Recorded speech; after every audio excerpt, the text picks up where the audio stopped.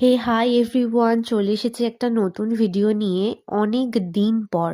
সন্ধেবেলা হঠাৎ করেই চা খেতে খেতে একটা পার্সেল চলে আসে, তা কোনো প্ল্যান ছাড়াই আর কি। ভাবলাম তোমাদের সাথে একটু এই প্রোডাক্টটার আনবক্সিং শেয়ার করি। নায়কায় চলছে পিঙ্ক ফ্রাইডে সেল, যেটার জন্য মেয়েরা স্পেশালি আমরা ভীষণভাবে অপেক্ষা করে থাকি।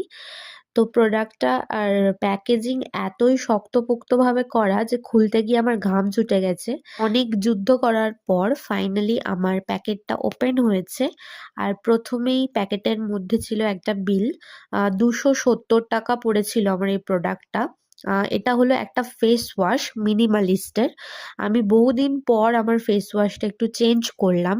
100 ml এর বটলটাই আমি প্রথম পারচেস করেছি, কারণ এর আগে আমি মিনিমালিস্টের কোনো প্রোডাক্ট যেহেতু ইউজ করিনি।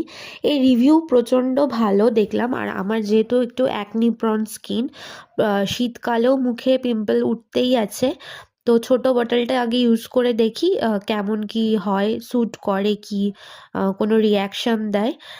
তো এই বক্সটার ভিতরে দেখি আবার একটা বক্স দিয়েছে, মানে প্যাকেজিং খুবই ভালো। এই হচ্ছে আমার ফেস ওয়াশটা, স্যালিসিলিক অ্যাসিড দেওয়া আছে এতে। আর তার সাথে সারপ্রাইজিংলি একটা প্রোডাক্ট দেখলাম ফ্রি এসছে।